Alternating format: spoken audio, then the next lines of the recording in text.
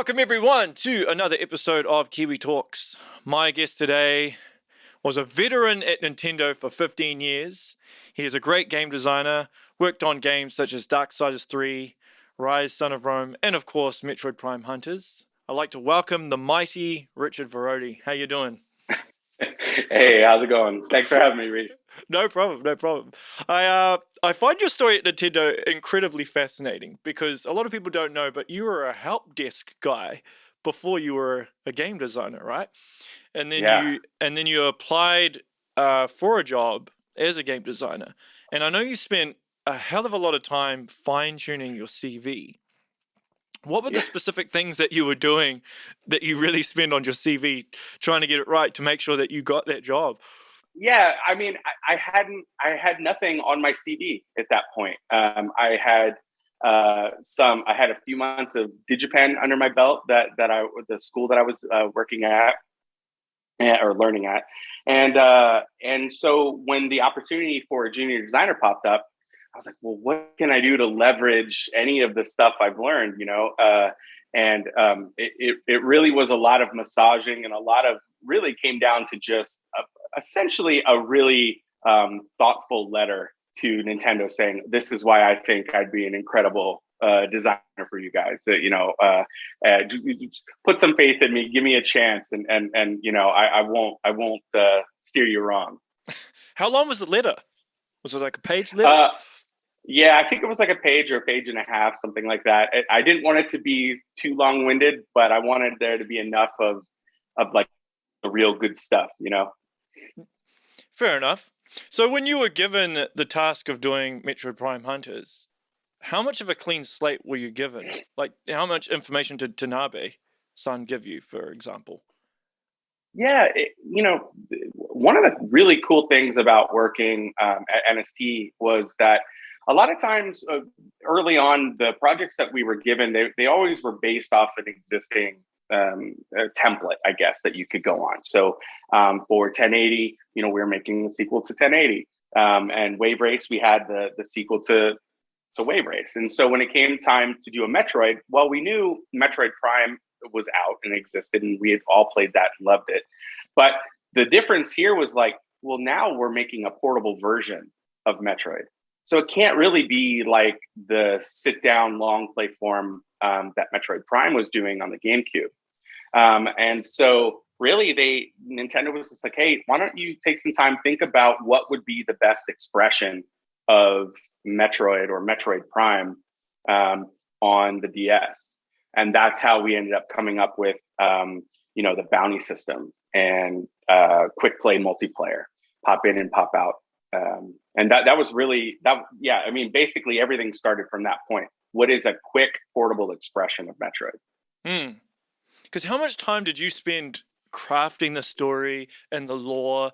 Because there's a lot of it, right? Particularly on the lore front. Yeah. The lore is a lot of fun to write. I would say basically a day would be broken up to where, I'm putting power-ups, adjusting power-ups, massaging corridors and stuff like that after play tests. And then, while people are playtesting that, I'll go in and just start writing more stuff. I've got this whole Excel, spreadsheet of stuff that needs fiction. So I'm just gonna start writing it. And I worked with a comic book writer named John Layman, and he would come in, a couple times a week. And sit and we would just do this big info dump on lore and fiction, and it was great. We'd brainstorm names together, and we'd come up with all kinds of neat stuff. Sometimes I would write something and then turn it over to him, and then he would make it really nice. Or sometimes he'd come in with something and I go, well, it's not quite Metroid. Maybe we can adjust it this way or that way, or actually that's really interesting. But if we tweak it a little bit, we can actually have it sort of tie into some other existing fiction that you might not know about, that happened in some other games. And so that was a great part of the process, actually. What was in terms of the lore, was there something in particular that took you the longest to kind of really nail and pin down? The hunters themselves. Yeah. Coming up with their backstories. I always knew, I always hoped that they would have life outside of the DS game. And one of our bounty hunters, Sylux, happened to escape out and show up in other titles, which is great because Sylux actually has some of the coolest background fiction there is a Bible of Metroid. And when you start on the project, you're going to be given this Bible. And inside is all the behind the scenes, top secret information you're going to know. And just so you know how to write for the character, how to plan for the character, even if you can't put any of that information in the game. And so I got to come up with some of that stuff. And I would love to tell you what's going on under that suit. That is a cool character. Yeah. So did Tanabe ever plan on using Sylux in other games? Did he always intend for that to happen? Or is that kind of something that you found out just from playing the games later on? You're like, okay, he's included. Yeah. We had heard rumblings about it. And then when we found out he was in Prime 3, we were really excited about it. I was like, Tommy, I had no idea, but because he had mentioned it, during the development that he wanted to pick a couple of them to move on and to pepper the universe and for future games. And but he always tended like Sylux for whatever reason. There was something about that character, either the way, the silhouette of the character or the colors or something about that character really spoke to Tanabe. And so I think that was probably his favorite. I think that's why Sylux showed up in the other games. Was it always the intention to kind of have the hunters always use the prime colors in terms of their look? Yeah, again, going back to what I was saying about what is the best expression of Metroid on a portable machine, the hunters themselves start with just a color. It's just like, okay, well, what color is Weavel? Boom. What color is Spire? Trace. And then, okay, great. Now what's their silhouette, right? And the silhouettes and the colors were the most important part of designing them because we didn't really have a lot of pixels to play with on the DS. And so especially when you have a game that features a sniper rifle, I mean, you're like, if you're really in a sniping position, some of those characters are just going to be 5 jiggling pixels away. And so, you're not going to be able to know what shape they are. So they need to be a recognizable color right off the bat. So, you're not shooting your friend, that you're shooting the guy you want. And so we looked at silhouettes and colors as the prime way to overcome technical limitations, of the resolution. Was there anything in particular you were inspired by when you're coming up with some of these names, like Noxus and Trace and Weavel? Because coming up with a name must be hard, right? Because do you just stick with one name, or do you change the name through development? Yeah, a few of them. We had this cool list of names. Hopefully, they get used again in another game. But some of them just everyone really liked, and we had them for a long time in the game. And then you do a worldwide copyright search, and you realize, well, there's an oat brand cereal that happens to feature one of your hunter names, and you're like, what in the world would they, Criken Flakes, and you're like, what is this? And so then we'd have to lose it or change it. Noxus, originally his name was Nox, but we were able to change it enough, and so we turned it into Noxus, that we were able to keep essentially the spirit of the name. But some things just were selfish things on my part that are just words that just have always been, that I don't know, just stuck in my head. Like as a kid, I remember I got pinched by a little weevil bug, and I just remember hearing, like, I didn't even know what it was, but I remember hearing the word weevil. It's like, that's a weevil bug, and me associating that word with that uncomfortable alien situation I felt just always stuck with me. And I was like, that is going to be a great name for a thing I wouldn't want to run into in the deepest reaches of space. Weavel. All right, that's Weavel. And then we're gonna make Weavel uncomfortable like he made me, and like the Tetra Galaxy was, one day I was sitting and one of the guys in the office had this incredible fish tank at his desk, and he had like crabs, and I think it was a freshwater tank, but it was really beautiful, and it wasn't like a cheap little goldfish tank. It was really small, and I remember being really excited about that. And so then I started getting into like little office fish tanks, and then I had this giant tank, or this small tank full of all these little tetras, and they're these beautiful little neon like pink and blue fish, and they were swimming around and doing fine. And then we finally, like, they started to die off little by little. And then eventually there was the five. It was the tetras. It was five tetras, so five fives, right? So I was like, the Tetra Galaxy, this is perfect. And like it just got me thinking, So not all of the names are as, I don't know where you think names come from, but they're not always from that magical place. Sometimes they come from a fish tank, Sometimes they come from, a young boy's traumatic experience with nature.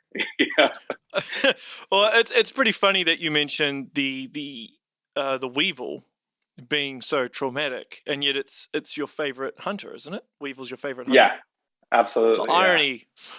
Yeah, exactly. Yeah. Why is he your favorite hunter? Curious. I just think he looks cool. I think, there's some fiction there, which is kind of neat, which is that him and Samus met each other on Brinstar. So he's one of the original pirates in the first Metroid game that Samus fights. In the game, you wouldn't notice them. They didn't really have NPCs then.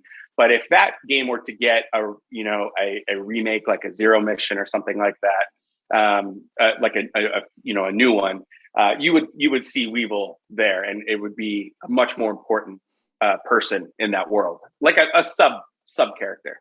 But what I thought was neat was that we could take the spirit of this guy that was in the original, only in revision, right, and come back and sort of put boots on the ground in a new Metroid game. It felt cool. Yeah. I mean, you mentioned remakes. Would you want Metroid Prime Hunters to get the whole remake treatment with maybe like HD graphics and a different control scheme? The selfish side of me would say no. It's perfect the way it is. It's my game. No, yeah. I mean, yeah, exactly. But no, that's the thing. It's not my game. It's the world's game, and it's actually incredibly flattering. If there is an audience for that game, if there's a way to usher it into the 21st century, or the post-pandemic world, that'd be great. That'd be great to see those guys at full resolution. It'd be great to see the ponytails swinging. It'd be great to, there's been so many advances. I mean, first-person shooters, probably more than any other genre, has seen the most growth. Sure. So it would be unbelievable to see how that game would play today. Yeah. So I'm all for it. Yeah. Because I mean, Metroid Prime Hunters really has, to this day, still a cult-like following in terms of its multiplayer. I'm not sure if you're aware of that. So that's part of the reason why I asked. That's great to hear. Yeah. Yeah, no, that's great to hear. Yeah. Yeah, we knew we were onto something because we would be playing it all day. Like, we were always playing it. There was always a group of people somewhere in the studio playing it when they should be working. And which was great because all we had was feedback, just a mountain of feedback to tune and tweak and adjust. And that is incredible, because when it comes to game development, you really don't hear from people unless something is broken.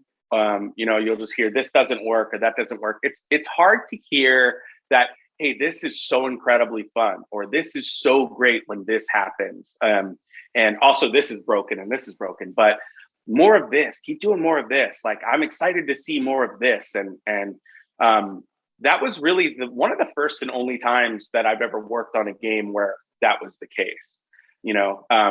Usually, and also people are just so busy working that it's hard to carve out time to play the game. Generally the game designer has to carve the time. That's our job, is to test the soup as we're making it, right? And we want ideally every person in every department would do that. But sometimes they're just under the gun, and they just really can't give it an honest shakedown. And in this case, people were just, they'd rather play it than make it, and that felt great. Yeah. Yeah, you mentioned the whole negativity thing is part of game design. So if negativity, because negativity tends to get amplified so much, right? It gets amplified so much, and you don't really hear a lot of the positive stuff. Is it hard to try and keep that morale and the energy high? Because you know what journalists are like as well, right? Is they'll take a negative thing and they'll blow it up into this massive, sure, right, massive article. Yeah.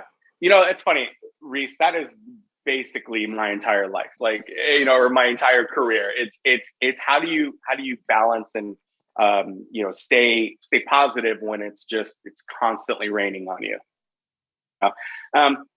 For me personally, it's not that hard, because I wouldn't have this job if I couldn't maintain a vision and be able to see the long view, so the build might be terrible this week.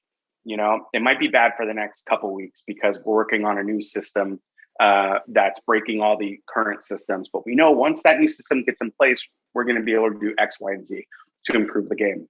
Well, that's something that I'm privy to, that I can see. Like, I have the highest seat on the team, so I can see the furthest out. Like, I'm in the crow's nest. If you're down in the boiler room, you see what's right in front of your face. And so if something's upsetting you, you're not going to be able to see past what's upsetting you. And so my job is to just basically empathize and basically just let the team know, hey, I hear what you're saying. And also, I didn't know about this, but I did know about that. And this is a great idea that we might not be able to do because X, Y, and Z, but don't worry, because here's what's coming down the pike and you're going to really like it. Or this is what's going to make the game so much better. Because you're kind of like a cheerleader when you're a designer, Totally. You're if I'm having a bad day, or if I'm having if my opinion of the game is bad, then that will negatively impact the team. They're not excited. But if I show that I'm really excited and that there's reason and to be excited, and the work that they're doing is making it better and better and better, that just becomes infectious, and people want to give their all when they know that it's being, the work is being appreciated, and that it's having a tangible effect on the game. And I think when you're making a game, one of the best skills you could have as a leader is showing a tangible reason how somebody's work makes the game better. Don't just go, oh, you're a really great artist, we're happy to have you. Like, I would dig down and go, those blades of grass that you did look incredible. They change how running feels for me now. Now the running in the field feels so much softer for the hero, or that the sharp rocks that you did. I'll tell you exactly why that makes that more painful for the player, because when they get on that soft grass, they really feel that grass now. Things like that that might sound minor and trivial, but these are people's passions. There is a guy who makes rocks the best he can, and a guy that makes, or girl who makes grass the best they can, and that matters, And so it's silly to have this conversation, but those things matter. One of the things I did want to ask you about was, with Metroid Prime Hunters, you guys opted to use pre-rendered cutscenes as opposed to in-engine cutscenes, which is not really a Nintendo thing to do. And I would think that pre-rendered cutscenes would be more costly than in-game engine cutscenes. Is that true? Yeah, yeah, definitely. There's a higher cost. Around that time, Nintendo was starting to, I think, take advantage of their higher media capacity. Obviously the micro DVDs on the GameCube, and the little SD cards, the NAND cards that we had for the DS. The DS itself wouldn't really provide for much in the way of a great real-time cinematic if you're going for a realistic look like Metroid was. For something like Mario, that's a lot, cartoony graphics are a lot more forgiving of lower quality hardware, or not quality, but you know what I'm saying, processing yeah, I power. know. Yeah. And so Nintendo had this great company that they were working with, and they made the cutscenes for us. They're fantastic. We ended up working with them again when we were working on Project Hammer. That's right. And they did cutscenes for us, which was really cool. So yeah. I mean, do you have a personal preference in game engine versus pre-rendered? I mean, I think my preference would have been pre-rendered for the DS for sure. In-game is always going to be my preference if the hardware can actually, produce a nice quality image. Yeah, for sure. Yeah. I assume you've played Metroid Dread. Yeah, I played a good amount of it. I haven't finished it yet. It's unfortunately it's on this pile of games so basically I start a game for a couple hours and then I go, oh, this is great. I could play more of this. And I'm like, yeah, but I also have this other game that I'm in progress on. I'm like, just let me sit this down for a couple minutes and then try to go back to this. Like, games are so long today that I don't know how anything gets done. Like, that is something I would like to say, is that I am all about short games or like these games that are 500 hours, man. I know there's people that enjoy them, but who's got the time, man? Yeah. Like there's so many other pursuits that I'd like to follow, and I'm just trapped on my couch, delivering the last bottle of milk to this farmer. I just can't do it anymore. Yeah, well, totally. I understand. And as a game developer, I mean, it's not like game developers have short hours either. So you guys are designing a game, and then you've got to try and stay up with what's going on by playing games as well. Yeah. So I have no idea how you guys managed to do it. It's tough, man. And and I think there's like a dirty secret anyway. And is that, I mean, if you look at achievements, on Steam, because you can look at the general percentage of things, nobody's finishing these games. Like nobody, like you'll find a game that's been out for a month and only a third of its audience, or the people that bought it, have even completed like the first boss or the first section of the game. And these are people that own it. And so you're just like, like either they have that same problem that I do, where they play it for a night and they're really excited, and then they feel guilt from this other thing that they have in progress and they put it down, or people are just constantly like, oh, bird, like they're just off to the next thing. So who knows? But shorter games, please. Anyway. Support for this episode of Kiwi Talks is proudly brought to you by Manscaped, who offer you the best precision tools for below-the-waist grooming. But today, I want to talk about something else, which is the weed whacker. Now, oftentimes I hear from females, they're like, ooh, I went on this date and this guy, he had like hairs in his nostrils. Well, men, you won't have to have that problem anymore with this amazing tool right here. You just stick it up your nostrils and boom, hair's gone. Stick it in your ears. Boom, hair gone. And this amazing tool you can buy separately or part of the amazing Performance Package 4.0, which includes the Lawnmower 4.0, great trimmer, the Crop Preserver and Reviver, which are great creams and deodorant to put on your testes. Comes with jocks and a travel bag as well. For this amazing deal, all you need to do is go to manscaped.com and use the code KiwiTalks for 20% off plus free shipping. I've read online, and I'm very skeptical when I read anything online, but apparently I read that space combat was supposed to be part of the initial design in Metroid Prime Hunters.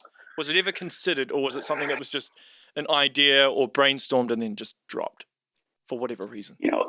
It could have been. Maybe that was something that, one of us just joked about. It's been so long, I don't remember. I really don't think that was anything we seriously would have felt like we had time to pull off in a meaningful way. I know it was important to myself to show some of the ships in the game, and that's why there is that sequence with Sylux's ship. But that is far different animal than space combat for sure. Yeah, for sure. Did you find it jarring at all when you moved from Nintendo onto other gaming studios? Because I've spoken to some ex-devs, and obviously Nintendo has a very unique design philosophy compared to a lot of other gaming companies. So were you able to kind of just jump ship and it be okay, or did it take you a while to kind of learn the different work cultures? Yeah, so I began my career learning sort of the Eastern design philosophy, I'd say, Yeah. which is really function or form follows function, Mm. right? And so, a good example is, like the turtles in Super Mario Brothers. They have spikes on their back. It's because Mr. Miyamoto wanted a turtle that you couldn't jump on, right? Mm. And it would hurt you. But why does that turtle have spikes? I don't know. We'll figure that out later. But like, we know we want some turtles to jump on and some turtles we don't. Makes the game more interesting. In the Western style of design, it tends to lead the way, and then function kind of follows. So what I've seen, some of examples are some concept artist creates this super badass character, and you're like, that's amazing. Let's get this in the game. But what's he do? I don't know. We'll figure that out. And so then, you get it in the game and you're like, well, yeah, like these tiny arms he has in front, like they look cool, but like they can't hurt the player. So how does he attack? It's like, I don't know, figure it out. So it ends up like it's a great thing that looks incredible on screen, but isn't a really compelling character. So, so there's pros and cons though, to both. I think Nintendo is the greatest developer on the planet. I'm always going to have a soft spot in my heart for them. They taught me everything I know. I love them, but I've been having a great time down here in Texas, doing it the American way, and just trying something different, because it is cool when you start to have grander ideas or visions for stories or worlds, and you want to do more storytelling. I think Western development allows for more of that, and because it's not so gameplay centric. It doesn't mean that gameplay takes a backseat. It just means that the gameplay doesn't have to define the story, if that makes sense. Yeah. And so, I think there's something really, really fun about that. And I think that's why you're seeing a lot of the heavily cinematic type of games coming out of the Western design philosophy. And that's starting to and not to say that Japan doesn't have, great stories in their games and things like that. That's not to say that at all. But I think things coming out of here have more of a cinematic quality. And I think that's maybe just more storytellers in the designers out here than, say, in the Eastern front. Yeah, and that makes sense. And how much of that was incorporated, I suppose, into Darksiders 3? Because obviously it's inspired by Metroid in some regard, right? Oh, for sure. Yeah, for sure. So what was your approach with that game? Were you trying to, was there a kind of a balancing act between you want to incorporate Metroid stuff, having kind of a Western philosophy as well, and just trying to get that balance exactly right? Yeah, I think, and that's a fun example, I think, where the two styles were clashing, where someone, I'm like, okay, I would like to what I think would be great for this product is we have this really interconnected world, call it like a Swiss cheese, where it's like there's a lot of opportunities to see through the levels into other locations and maybe think that there's a way to get there. And so as we were building the world, we were putting gameplay first. This should be where the lava is, because this is where we want to have more of a, I guess like traversal puzzle section. And this is where we would like to have more of the combat, or this is where we'd like to have ice, or this is where we'd like to have the sandstorms and things like that, or the water and the swamps. And when we would put that in, it would feel great in the design. But then the practical side was like, we couldn't explain why lava and ice were next to each other and why there was a sandstorm underground. And And whereas if this was, say, a Nintendo game, they would have no problem with that at all, right? And Nintendo will put lava wherever it wants to put lava. But at Gunfire, it was like, hey, we got to actually think about where that lava is coming from, the source of it, how far it actually could pour out from wherever the source was. And so we need to build the world around that. Same thing with water. Like, we really literally did think about water tables. So if we said water could get up to this height, we had to understand how water got pumped way up to wherever we were, or down below. And so all that stuff, there is, it does impede a little bit, but I think, what that did was that actually forced us to create a more believable space, even with these unbelievable or really exotic elements. At least I think if you were one of the players that it mattered to and you took the time to really trace that lava back, you'd find it actually did come from a location. And it did drip down and make its way around. And that's why you're dealing with it in this room. It wasn't just by magic. It actually had a reason. Now, that creates a lot of work on the art team and the design team to figure out. But I think that's kind of maybe representing the next level in game development, in terms of where we start to really take some of the world building more seriously, like they do in Hollywood. James Cameron and Avatar, his team, years, and built a whole, they know every animal and every plant, and it's all categorized, and they know the life cycles of things. And so when their characters in the story run up to these, they know exactly how they should behave and how they wouldn't behave. And even if stuff was never even on screen, you never see it, they know because they built a real world. And that's kind of, I wouldn't say we're Avatar, but we're bringing in some of that into the game, where it's like, yeah, lava did come from a place, and the water got here because of this, and this is why this rock, like if there's a chasm in the game, we know what wiped that out or what caused the ground to shift up. A loose example, right? Like, at least we have some fiction to go, yeah, I can tell you why this happened. Yeah. And I think that's it's a harder way to work, but I think it's I don't know. To me, it feels kind of like a more sophisticated way to do things now.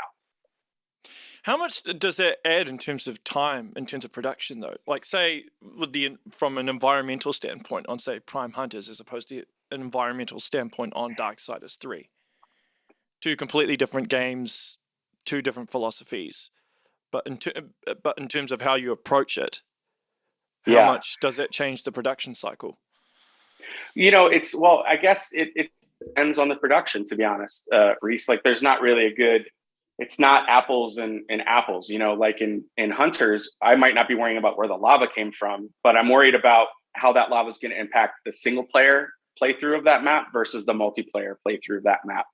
And so multiplayer and single player had to coexist because we didn't have the bandwidth to just make, an entire single player set of maps. We had our secret ability to have two modes was to try to create maps in multiplayer that felt really great, that we could, with slight adjustments or small storytelling mechanics here and there, create a single player experience. So it's almost like what we did in Darksiders 3, which is we're coming up with single player gameplay, but then we're trying to make sure that a story can be told around the environment.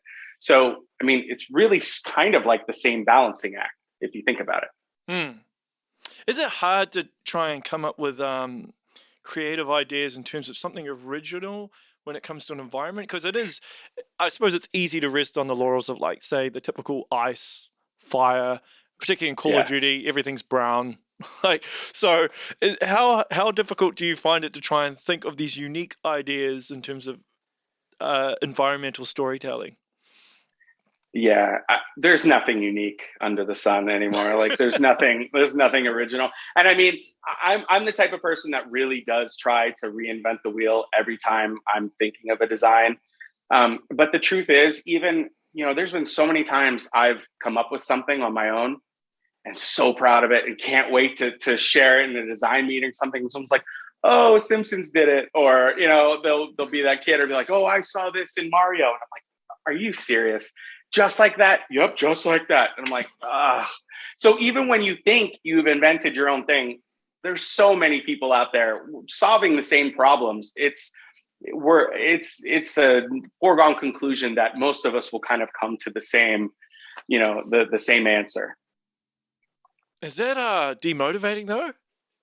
Because no, wouldn't it be like a roller coaster of emotion if you're on this high because you thought you've created something, or you thought you created something original, and then you find out that it's copied from something else or influenced from something else?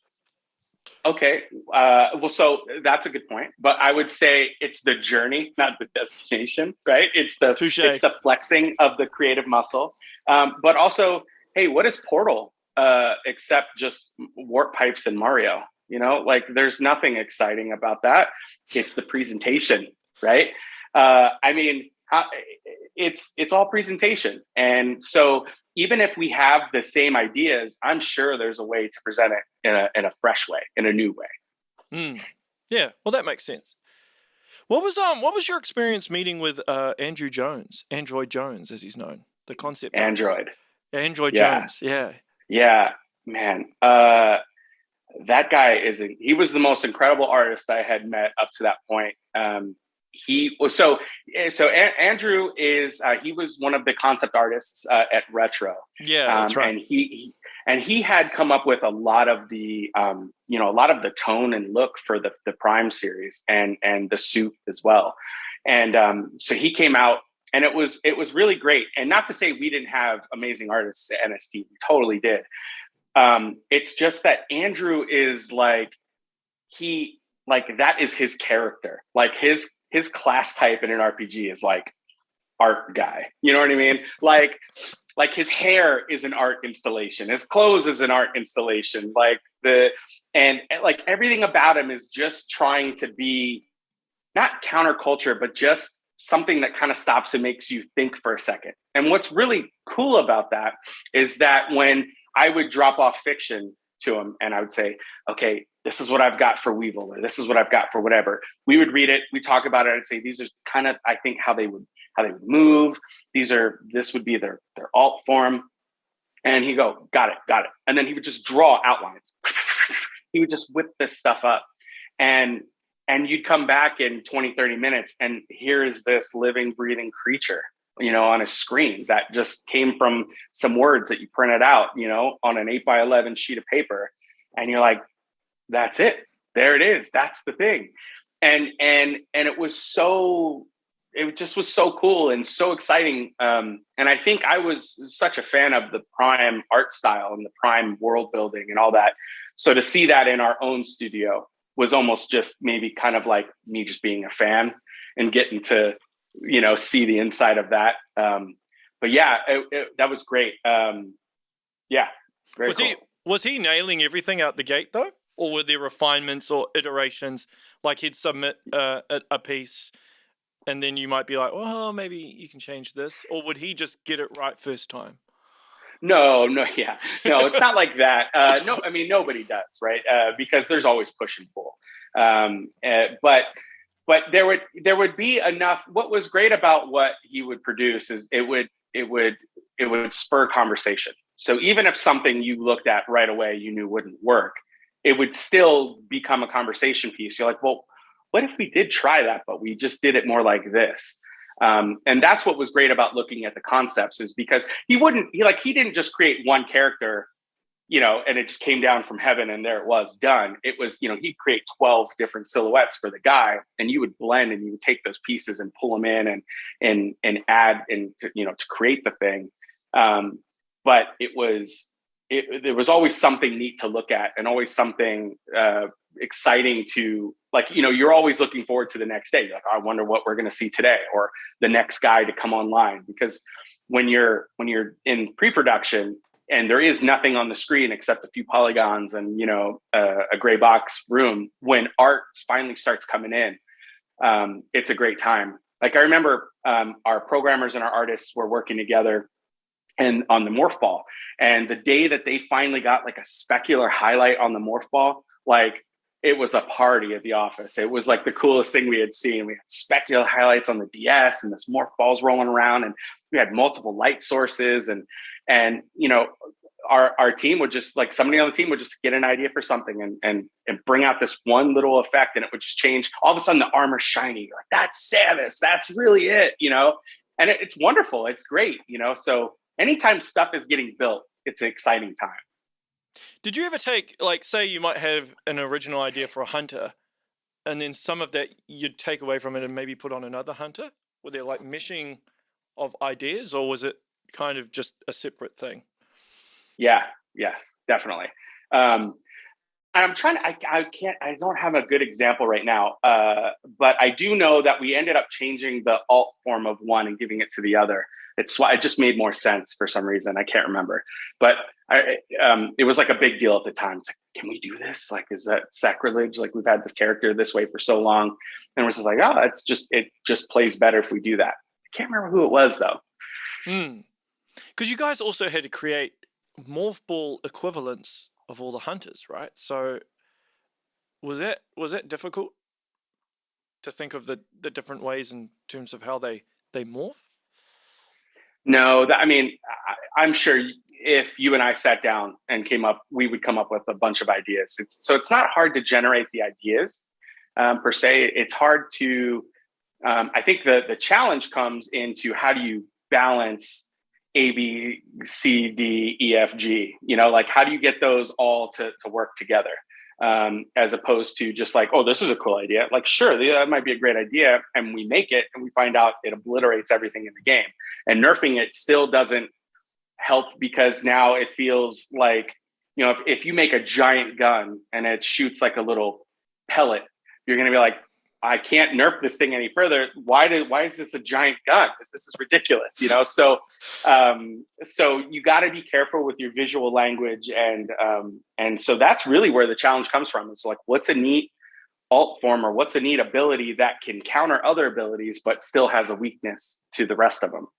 And that's, I mean, really that's the development of the game. That's just what we did. It was just over and over and over and over, trying to break each one of them. Is there a point in time though where having too many ideas is bad? Like you have to reach a point where you're like, no, we have to kind of just develop tunnel vision and just stick to what we have, as opposed to being like, oh my gosh, what about this that we can put in the game and this we can put in the game? Sure. Yeah, I mean, the spirit of what you're saying is correct, but I would say I would change that a little bit, and I would say that it's great to have as many ideas as possible. But then to your point, it's about sometimes keeping them to yourselves and knowing when enough is enough, that you've bitten off more than you can chew. But those ideas are important. And I stress this because you're going to run into problems in development you're going to have unforeseen consequences. And you're going to sometimes find yourself backed into a corner, and you're going to be glad that you have this toolbox of ideas sitting at the ready to jump in and save you. You know, like always having ideas and options available are great. And keeping as many of those in a little bucket, little jar is fantastic. But keep the lid on it until they're needed. Yeah, for sure. Right.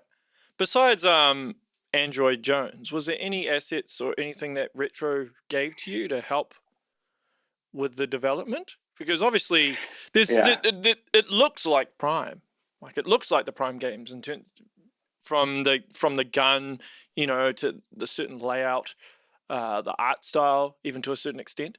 So was that all just copying it, like just looking at it, and then, or were they providing you with Sure. intel, so to speak?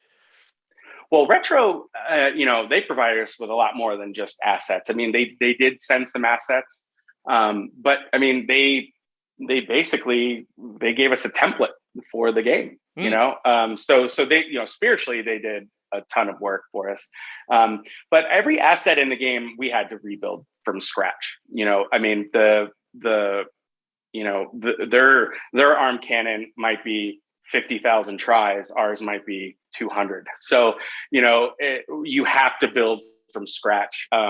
But but yeah, definitely, they were the source of the art direction, and the style. It was a living style guide, basically. Yeah. Yeah. And what's really cool is one of our artists. His name is Nicholas Trahan. He did a lot of UI for our games like Wave Race and 1080 and stuff. And he actually flew out to Austin for a year or 6 months or something, and was working with Retro to do the visor for the Prime games. So he's the one that came up with the HUD for the visor with the missiles and the health and all that stuff. So yeah, he had come back from Retro, and then we're like, hey, we're gonna make a Metroid game now. And so hey, we got the guy. So then he obviously did our helmets and stuff. So there's a lot of cross pollination. Yeah. Was there anything that you had to omit from the game just because of hardware limitations that you really wanted to put in, but like you just couldn't do it because of the limitations of the hardware at the time? Yeah, man, I really don't think so. I could be wrong, but that's good. I remember I think our programmers they optimized the hell out of that game. And we were able to do so much because we had such a talented programming team. And our artists were actually super skilled at working with very minimalist, polygons and color palettes and things like that. So we actually had, I think, the best team in the world at that time to work on lo-fi assets, as it were. And I think the game surpassed everyone's dreams as to how that game was going to look on that handheld. So yeah, we were all incredibly proud of it. I mean, we ended up sneaking in like voice chat during, in the multiplayer, and like all these pie in the sky ideas. It's fantastic. I mean, yeah, I don't know. I'm proud. It's my game, so I'm very proud of it. But truthfully, yeah, I mean, really the only thing that I would have liked to change about it would have been adding content, just having more time to, have more unique bosses or more single player custom content. And, you're never done with a game. There's a date that you got to hit, because it's got to be, in those days, it had to be finished, done, because it had to get made and put, plastic had to get stamped and it had to get put into a box, and a manual had to get written up. And so you were racing against the clock at all times, and you just try your best to make something as good as you can given the time. And you just hope people find enjoyment with it. I mean, over the years, I suppose, since you've been in the industry, and a lot has changed, but in terms of the managing budget and the time constraints, have you found that easier? Is there certain skills that you've learned in terms of making that easier, in terms of, because it's such a difficult balancing act, isn't it? Yeah. Yeah, you said it. Like that's it. That's all it is. It's a balancing act. And, one thing I think that's really helped make that balance act easier is the advent of modern engines like Unreal. If we're making a game today and we ship that game, we don't have to worry about what's the next engine we need to build from scratch for the next game. And we don't have to wait a month to see the character jump, like characters jumping within 5 minutes of starting the next project. And we can thoughtfully reuse assets, and we can thoughtfully reuse camera systems. And I think now the technology has kind of allowed for a much smoother development, and we can get to the core of the gameplay or the gameplay challenge that we're trying to address much quicker now. And so that allows for a lot more stuff to happen, but there's still that time where you just got to put a lid on it. You're like, all right, we're done. That's it. But yeah, we can do a lot more today than we could then. I mean, every tool that we used to make Metroid was written like as we needed it, like while we're running to hit this target. It's like, I need a cinematic editor, guys. Like, I want to put some cutscenes in the game. Well, somebody, you gotta think about what you need. You gotta have a detailed plan for the stuff that you're asking a programmer to make for you. Like, I want to be able to, move a camera, dolly camera, change the field of view. I need to be able to cut. I need to be able to jump. I need to be able to fade in, fade out, slow down, speed up time, pause time, all these things. And you got to think about how that's going to work.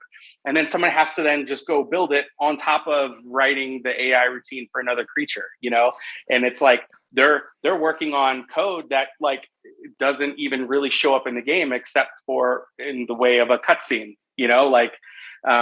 so everything that you write, and it's all done with tools that you're like working on the DS, like in a little way, like it's insane. And, when you used to hit play on the Nitro, which was the dev kit, you would have to like compile the game on your machine. So like, let's say I've got like a little power up item and I want the player to like jump off like a ledge and jump and do a double jump and hit this thing.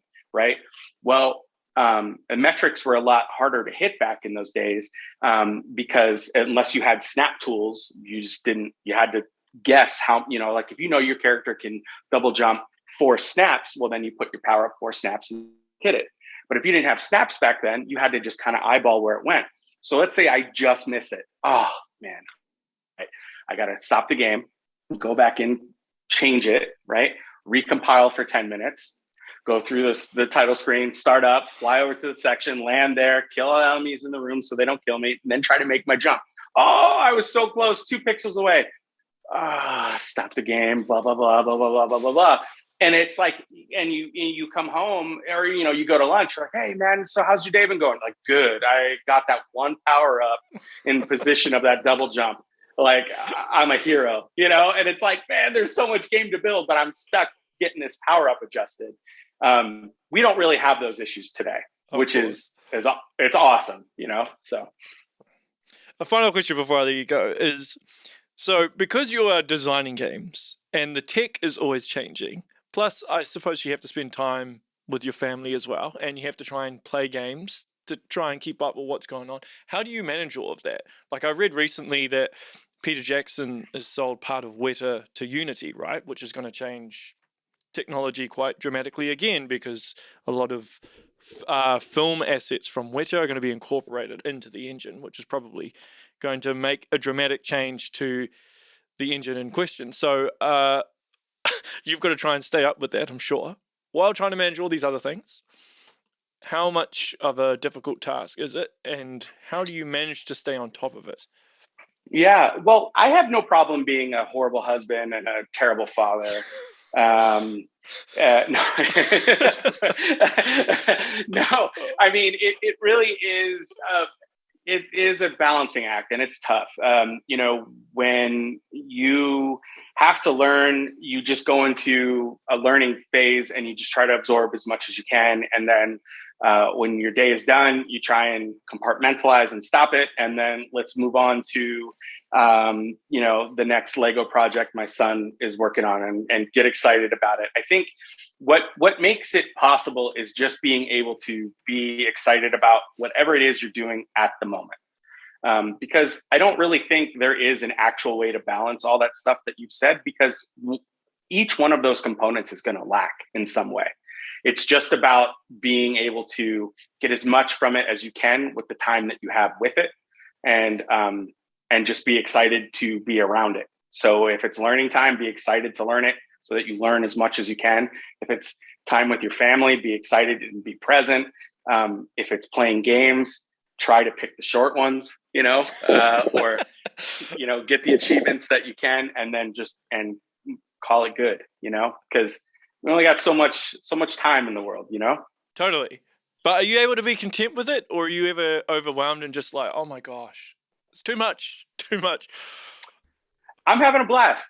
I love my life, even when it's tricky. I mean, that's it's a lot more fun than being bored. Have you been bored? Like when you just like nothing happens. It's awful. And so always having a fire to put out actually I think is kind of exciting. Yeah. Well, you always have high energy, which is good. I don't know how you maintain that, whether it's just excitement or Red Bull or something, I don't know, but but it's cool to see. Glandular disorders, yeah. Well, it's infectious, so I appreciate it because I feel like I've absorbed some of it. So thank you very much for that. Good. Yeah. I'm glad. Yeah, like I said, I can talk all day, so I have to learn to put a lid on it sometimes, you know. Cool. So if anyone wants to keep up to date with what you're doing, is there any way they can do that? Anywhere they can go? Or is it all just... No. You know, I used to have a website. I used to tweet now and then.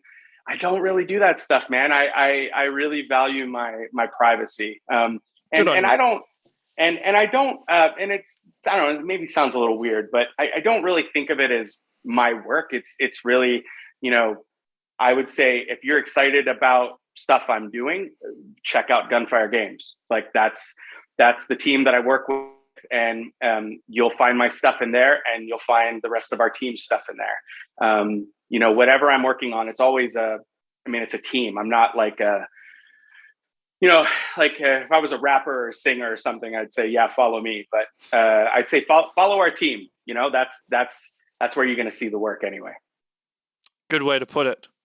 Well, Richard, thank you very much for taking time out of your day. I know this is game brainstorming time that I've taken, so hopefully you could make up for it by brainstorming something great. I'm sure, but for sure, I appreciate you taking the time out. Good, yeah, and like I said, I hope my analogies made sense, and I hope this was of value to whoever stuck in there and hung in to the end. So thanks for listening, I guess.